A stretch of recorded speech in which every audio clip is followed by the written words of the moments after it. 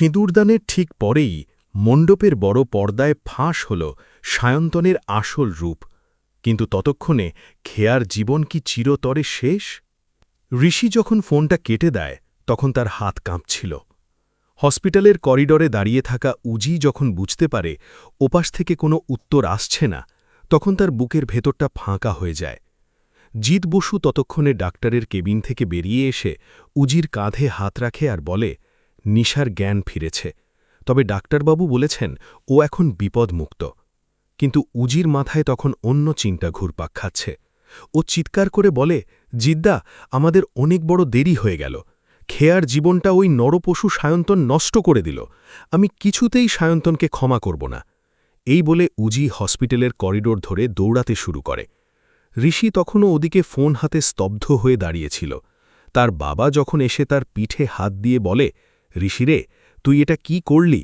তুই কেন আগে খেয়াকে সাবধান করলি না? তখন ঋষির চোখ দিয়ে জল গড়িয়ে পড়ে। ও বুঝতে পারে উজির সব কথাই সত্যি ছিল, কিন্তু নিজের জেদের কারণে ও আজ নিজের বোনের জীবনটা এভাবে ধ্বংসের মুখে ঠেলে দিল। মণ্ডপের চারদিকে তখনও সানাইয়ের সুর বাজছিল, কিন্তু সেই সুর যেন এক বিষাক্ত কান্নায় পরিণত হচ্ছিল। খেয়া নিজের শিথির সিঁদুরের দিকে তাকিয়ে হাসার চেষ্টা করছিল, কিন্তু তার মনের ভেতর কোনো এক অজানা আশঙ্কায় বারবার কেঁপে উঠছিল। সায়ন্তন তখন মনে মনে হাসছিল আর ভাবছিল, দুর্জয় ঘোষালের সাথে হাত মিলিয়ে সে খেয়াকে নিজের জালে সম্পূর্ণভাবে বন্দী করে ফেলেছে, আর তাকে আটকানোর মতো কেউ নেই। ঠিক সেই মুহূর্তেই মণ্ডপের মূল দরজা ভেঙে ভেতরে ঢুকে পড়ে উজি আর তার পেছনের ঋষি এবং জিৎ বসু। উজির চুলগুলো উস্কো খুস্কো হয়েছিল, তার চোখে ছিল এক চরম প্রতিবাদের আগুন। মণ্ডপের সমস্ত আত্মীয় স্বজনরা চমকে ওঠে। শোভাদেবী আসন ছেড়ে উঠে দাঁড়িয়ে বলেন, উজি, তুই এই অবস্থায় এখানে কেন? আর ঋষি, তুই এতক্ষণ কোথায় ছিলি? উজি কোনো কথা না বলে সরাসরি এগিয়ে যায় বিয়ের পিঁড়ির দিকে। সায়ন্তন তখনও সাধু সাজার অভিনয় করে বলে, উজি, তুমি আবার এখানে এসে ঝামেলা শুরু করলে? আজ আমার আর খেয়ার জীবনের সবথেকে বড় দিন। তোমরা কেন আমাদের সুখ সহ্য করতে পারছ না? খেয়া অবাক হয়ে উজির দিকে তাকিয়ে বলে, বৌমণি, তুমি এই সময়ে, আর তোমার চোখে জল কেন? তুমি কি আমার বিয়েতে খুশি নও? উজি খেয়ার হাত চেপে ধরে বলে, খেয়া, তুই যে মানুষটাকে স্বামী বলে বরণ করলি ও কোনো মানুষ নয়, ও একটা পিশাচ, ও একজন বড় ক্রিমিনাল। তোকে আজ আমি এই বিয়ের আসল সত্যিটা দেখাব।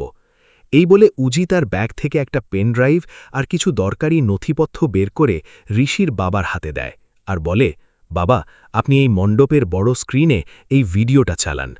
সায়ন্তন তখন ভেতরে ভেতরে কাঁপতে শুরু করলেও মুখে বলে, এসব মিথ্যে বানোয়াট কথা, উজি আমাকে ফাঁসানোর চেষ্টা করছে। ঋষি তখন আর নিজেকে ধরে না পেরে সায়ন্তনের জামার কলার চেপে ধরে এক ভয়ানক চড় মারে আর বলে, তুই আর একটাও মিথ্যে কথা বলবি না, তোর আসল রূপ আজ সবার সামনে চলে এসেছে। মণ্ডপের বড় পর্দায় যখন ভিডিওটা চলতে শুরু করে তখন সবাই স্তব্ধ হয়ে যায়। সেখানে পরিষ্কার দেখা যাচ্ছে সায়ন্তন আর দুর্জয় ঘোষাল এক গোপন ঘরে বসে প্ল্যান করছে কিভাবে খেয়াকে বিয়ে করে তার সমস্ত সম্পত্তি হাতিয়ে নেওয়া হবে, এবং কিভাবে নিশা আর উজিকে চিরকালের মতো রাস্তা থেকে সরিয়ে দেওয়ার জন্য ওই বিল্ডিংয়ে আটকে গ্যাস সিলিন্ডার খুলে দেওয়া হয়েছিল। ভিডিওতে সায়ন্তনের নিজের মুখে বলা সব অপরাধের স্বীকারোক্তি শুনে খেয়া পাথরের মতো বসে থাকে। তার চোখের সামনে দিয়ে যেন পুরো পৃথিবীটা দুলতে শুরু করে। যে সায়ন্তনকে সে এতদিন নিজের জীবনের সবথেকে বড় আশ্রয় ভেবেছিল, সে আসলে তার দিদি আর বৌমণিকে খুন করার চেষ্টা করেছে। খেয়া নিজের মাথাটা চেপে ধরে চিৎকার করে কাঁদতে শুরু করে। তার হাতের শাখা আর পরনের বেনারসি যেন তাকে গিলে খেতে আসছিল। সে সায়ন্তনের দিকে তাকিয়ে বলে, তুমি এই রকম একটা জঘন্য কাজ করতে পারলে? আমি তোমাকে ভালোবেসেছিলাম, আর তুমি আমার পরিবারের ক্ষতি করতে চাইলে? সায়ন্তন তখন বেগতিক দেখে মণ্ডপ থেকে পালানোর চেষ্টা করে, কিন্তু জিৎ বসু আর ভানু ততক্ষণে পুলিশ নিয়ে মণ্ডপের চারদিক ঘিরে ফেলেছে। পুলিশ অফিসার এগিয়ে এসে সায়ন্তনের হাতে হাত কড়া পরিয়ে দেয়। সায়ন্তন তখনও চিৎকার করে বলতে থাকে, দুর্জয় ঘোষাল আমাকে এই কাজ করতে বলেছিল, আমি একা নই। কিন্তু পুলিশ তার কোনো কথা শোনে না আর তাকে টেনে হিঁচড়ে গাড়ির দিকে নিয়ে যেতে থাকে। সায়ন্তন যখন মণ্ডপ থেকে বেরিয়ে যাচ্ছে তখন খেয়া তার হাতের সমস্ত গয়না ছিঁড়ে মাটিতে ফেলে দেয় আর নিজের সিঁথির সিঁদুর হাত দিয়ে মুছে ফেলতে গিয়েও থমকে দাঁড়ায়, কারণ সেই সিঁদুরের দাগ যেন তার কলঙ্কের মতো লেগে রয়েছে। শোভাদেবী নিজের ভুল বুঝতে পেরে উজি আর ঋষির সামনে হাত জোড় করে কাঁদতে থাকেন আর বলেন, আমাকে ক্ষমা করে দে উজি, আমি তোকে কত ভুল বুঝেছি, আমার মেয়ের জীবনটা আমি নিজের হাতে শেষ করে দিলাম। উজি তখন শোভাদেবীকে জড়িয়ে ধরে বলে, মা, নিজেকে দোষ দেবেন না, সায়ন্তন আর দুর্জয় খুব চতুরতার সাথে এই জাল বুনেছিল, কিন্তু আমরা হার মানব না, খেয়াকে আবার আমাদের সুস্থ জীবনে ফিরিয়ে আনতে হবে। খেয়া তখনও মণ্ডপের এক কোণে মেঝেতে বসে ফুপিয়ে ফুপিয়ে কাঁদছিল। তার সমস্ত স্বপ্ন, তার সুন্দর ভবিষ্যতের আশা এক নিমেষে চুরমার হয়ে গেছে। ঋষি তার বোনের পাশে গিয়ে বসে তাকে জড়িয়ে ধরে বলে, খেয়া, তুই শান্ত হ, তোর দাদা এখনও বেঁচে আছে, তোর কোনো ক্ষতি আমি হতে দেব না।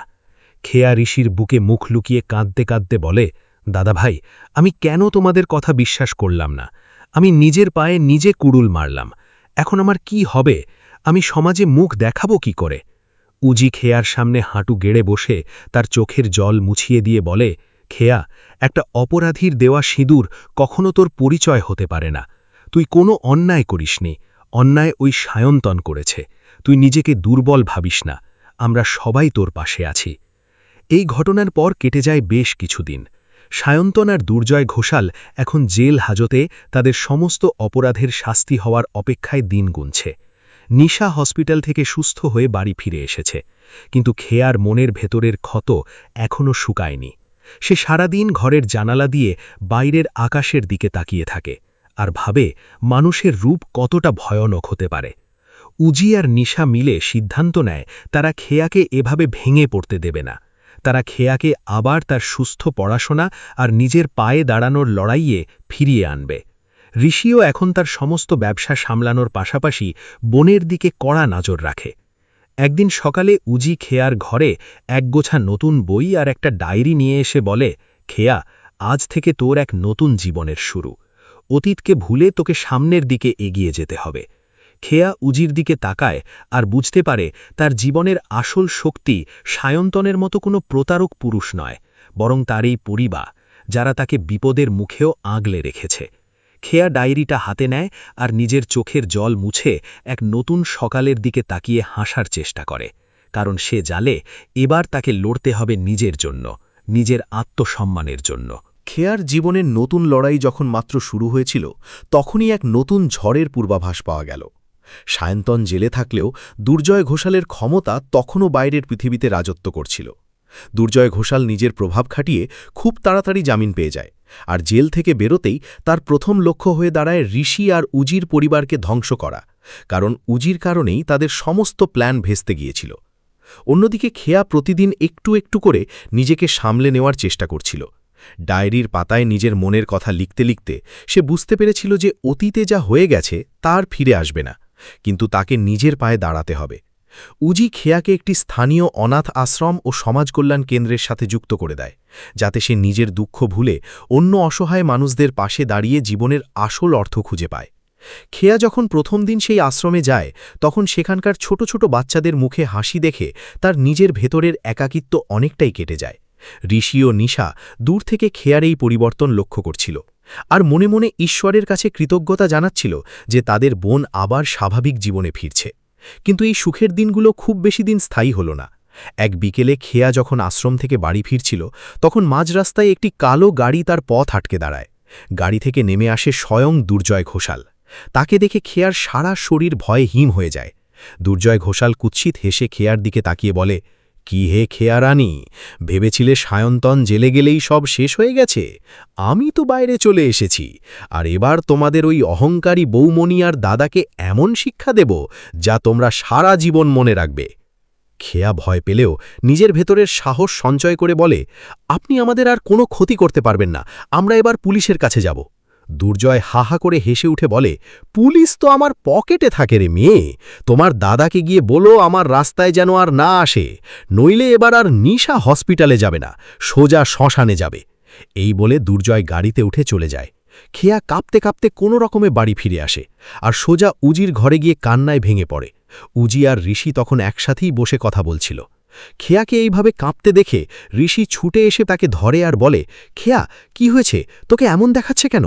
খেয়া কাঁদতে কাঁদতে দুর্জয় ঘোষালের সমস্ত কথা তাদের খুলে বলে। দুর্জয়ের নাম শুনতেই ঋষির চোখ মুখে রাগের আগুন জ্বলে ওঠে। সে টেবিল চাপড়ে বলে, ওই লোকটার এত বড় সাহস, ও জেল থেকে বেরিয়ে আবার আমার পরিবারকে হুমকি দিচ্ছে। আমি আজই ওর একটা গতি করব। উজি ঋষিকে শান্ত করার চেষ্টা করে বলে, ঋষি, রাগ দিয়ে কাজ হবে না। দুর্জয় ঘোষাল সায়ন্তনের মতো বোকা নয়, ও খুব চালক, আর ওর রাজনৈতিক যোগাযোগ অনেক বেশি। আমাদের আইনি পথেই এগোতে হবে, কিন্তু তার আগে আমাদের খেয়া আর নিশার নিরাপত্তার ব্যবস্থা করতে হবে। নিশা তখনও পুরোপুরি সুস্থ হয়নি, তাই উজি সিদ্ধান্ত নেয় তারা সবাই মিলে কিছুদিনের জন্য তাদের গ্রামের বাড়িতে চলে যাবে, যেখানে দুর্জয়ের লোক সহজে পৌঁছতে পারবে না। ঋষির বাবাও এই সিদ্ধান্তে সহমত প্রকাশ করেন, কারণ তিনি আর কোনো ঝুঁকি নিতে চান না। পরের দিন সকালেই তারা সবাই মিলে গ্রামের বাড়ির উদ্দেশ্যে রওনা হয়ে যায়। গ্রামের শান্ত পরিবেশ আর সবুজ প্রকৃতি খেয়ার মনকে কিছুটা শান্তি দেয়। সেখানে গিয়ে খেয়া গ্রামের ছোট ছোট বাচ্চাদের পড়াশোনা শেখাতে শুরু করে। উজি আর নিশা মিলে গ্রামের মহিলাদের স্বনির্ভর করার জন্য একটি ছোট হাতের কাজের কেন্দ্র খোলার পরিকল্পনা করে। কিন্তু দুর্জয় ঘোষাল শান্ত হয়ে বসে থাকার পাত্র ছিল না। সে তার চর পাঠিয়ে ঋষিদের গ্রামের বাড়ির খোঁজ পেয়ে যায়। এক রাতে যখন সবাই গভীর ঘুমে মগ্ন ছিল, তখন হঠাৎ করেই বাড়ির বাইরে কিছু মানুষের চিৎকার আর আগুন জ্বলে ওঠার শব্দ পাওয়া যায়। ঋষি প্রথমে জেগে উঠে জানালার বাইরে তাকিয়ে দেখে তাদের খড়ের গাদায় আর বাইরের বারান্দায় কে বা কারা আগুন লাগিয়ে দিয়েছে। চারদিকে ধোঁয়ায় অন্ধকার হয়ে যাচ্ছিল। ঋষি চিৎকার করে সবাইকে জাগিয়ে তোলে। উজি, নিশা আর খেয়া ভয়ে একে অপরকে জড়িয়ে ধরে। ঋষি কোনো রকমে পেছনের দরজা দিয়ে সবাইকে বাড়ির বাইরে বের করে আনে। গ্রামের মানুষজন ততক্ষণে ছুটে এসে আগুন নেভানোর কাজে হাত লাগিয়েছে। কিন্তু এই ঘটনার পর খেয়া আর নিজেকে ধরে রাখতে পারল না। সে বুঝতে পারল যতদিন দুর্জয় ঘোষাল মুক্ত থাকবে, ততদিন তার পরিবার কখনো শান্তিতে ঘুমোতে পারবে না। খেয়ার চোখের জল এবার রাগে পরিণত হল। সে উজির সামনে গিয়ে দাঁড়ায় আর বলে, বৌমণি, আর কতদিন আমরা এভাবে পালিয়ে বেড়াবো? আজ আমার জন্য তোমাদের জীবন বিপন্ন। আমি আর ভয় পাব না। ওই দুর্জয় ঘোষালকে আমি নিজে শাস্তি দেব। উজি খেয়ার চোখে এক নতুন রূপ দেখে অবাক হয়ে যায়। সে খেয়ার হাত ধরে বলে, ঠিক বলেছিস খেয়া, পালিয়ে বাঁচা যায় না, আমাদের এবার পাল্টা আঘাত করতে হবে। উজি আর ঋষি মিলে এক গোপন প্ল্যান তৈরি করে। তারা জানতে পারে দুর্জয় ঘোষাল আগামী সপ্তাহে একটি বড় ব্যবসায়িক চুক্তি সই করতে চলেছে, যেখানে শহরের বহু নামিদামি মানুষ উপস্থিত থাকবেন। উজি তার সাংবাদিক বন্ধুদের সাহায্য নিয়ে সেই অনুষ্ঠানে ছদ্মবেশে ঢোকার পরিকল্পনা করে, আর খেয়া নিজেই বলে সেই অপারেশনের মূল অংশ হবে, কারণ দুর্জয় তাকে দেখলে ভাববে সে ভয় পেয়ে গেছে, আর এটাই হবে তাদের সবথেকে বড় সুযোগ। নির্দিষ্ট দিনে সেই বিলাসবহুল হোটেলের হলরুমে যখন দুর্জয় ঘোষাল নিজের সাফল্যের উদযাপনে ব্যস্ত ছিল, তখন হঠাৎ করেই হলের সমস্ত আলো নিভে যায়, আর বড় স্ক্রিনে ভেসে ওঠে এক নতুন ভিডিও যা উজি আর জিৎ বসু মিলে তৈরি করেছে। সেখানে দুর্জয় ঘোষালের বেআইনি কয়লা পাচার সিন্ডিকেট আর ঋষিদের বাড়িতে আগুন লাগানোর পেছনের আসল কথোপকথনের অডিও রেকর্ড বাজতে শুরু করে। দুর্জয় ঘোষাল চিৎকার করে আলো জ্বালাতে বলে, কিন্তু ততক্ষণে হলের আলো জ্বলে ওঠে, আর সামনে এসে দাঁড়ায় খেয়া। খেয়ার পরনে ছিল সাধারণ একটি শাড়ি, কিন্তু তার চোখে ছিল এক অপরাজেয় নারীর তেজ। খেয়া মাইক হাতে নিয়ে সবার সামনে বলে, এই মানুষটি একজন অপরাধী, যে নিজের স্বার্থের জন্য মানুষের জীবন নিয়ে খেলা করে। দুর্জয় রেগে গিয়ে খেয়ার দিকে এগিয়ে আসতে গেলে ঋষি আর জিৎ বসু তার পথ আটকে দাঁড়ায়। আর তখনই হলের ভেতরে প্রবেশ করে পুলিশের একটি বিশেষ দল, যাদের সাথে ছিলেন স্বয়ং ডিআইপি। উজি আগেই সমস্ত প্রমাণ পুলিশের উচ্চপদস্থ কর্মকর্তাদের কাছে পৌঁছে দিয়েছিল, যার কারণে দুর্জয় ঘোষালের জামিন বাতিল হয়ে যায়, আর তার বিরুদ্ধে খুনের চেষ্টা ও চক্রান্তের নতুন মামলা দায়ের করা হয়। পুলিশ দুর্জয় ঘোষালকে হাতকড়া করিয়ে যখন নিয়ে যাচ্ছিল, তখন দুর্জয় খেয়ার দিকে তাকিয়ে রাগে কাঁপছিল, কিন্তু খেয়া আর ভয় পেল না। সে সোজা দুর্জয়ের চোখের দিকে তাকিয়ে বলে, অধর্মের শেষ এইভাবেই হয় ঘোষাল মশাই, এবার সারা জীবন জেলের অন্ধকারে কাটান। দুর্জয় চলে যাওয়ার পর পুরো হলরুমে এক অদ্ভুত নীরবতা নেমে আসে। ঋষি, উজি আর নিশা এসে খেয়াকে জড়িয়ে ধরে। তাদের চোখের কোণে তখন আনন্দের জল শোভা পাচ্ছিল। খেয়া আজ প্রমাণ করে দিয়েছে যে সে আর সেই দুর্বল কান্নাকাটি করা মেয়েটি নয়, সে নিজের বিপদে নিজেই ঘুরে দাঁড়াতে পারে। গ্রামের বাড়ি থেকে ফিরে এসে খেয়া আবার তার নতুন জীবন শুরু করে। এবার সে আইনি পড়াশোনা করার সিদ্ধান্ত নেয়, যাতে ভবিষ্যতে তার মতো কোনো মেয়েকে যেন এইভাবে প্রতারিত হতে না হয়, আর কেউ যেন আইনের ফাঁক গলে বেরিয়ে যেতে না পারে। উজি খেয়ার এই সিদ্ধান্তে সবথেকে বেশি খুশি হয়, আর ঋষি নিজের বোনের এই নতুন রূপ দেখে গর্ববোধ করে। 1 বছর পর খেয়া যখন ল কলেজের প্রথম বর্ষের পরীক্ষায় প্রথম স্থান অধিকার করে তখন তারা সবাই মিলে এক ছোট অনুষ্ঠানের আয়োজন করে। খেয়া নিজের সিথির দিকে তাকিয়ে হাসে, যেখানে আজ আর কোনো কাল্পনিক সিঁদুরের দাগ নেই, বরং সেখানে রয়েছে এক স্বাধীন, আত্মবিশ্বাসী নারীর দীপ্তি। খেয়া ডায়েরির শেষ পাতায় লেখে, গল্পের শেষটা সবসময় কান্নায় হয় না। যদি নিজের ভেতরে লড়াই করার ইচ্ছে থাকে তবে ধ্বংসস্তূপ থেকেও এক নতুন সুন্দর প্রাসাদের সৃষ্টি করা যায়। উজি খেয়ার কাঁধে হাত লেখে বলে, তোর এই পথচলা যেন কখনো থেমে না যায় খেয়া। আর খেয়া আকাশের দিকে তাকিয়ে এক বুক মুক্ত বাতাস নিয়ে হাসি মুখে বলে, এবার আর থামা নেই বৌমণি, এবার শুধু এগিয়ে যাওয়ার পালা। বন্ধুরা, গল্পটি ভালো লাগলে অবশ্যই চ্যানেলটিকে সাবস্ক্রাইব করুন।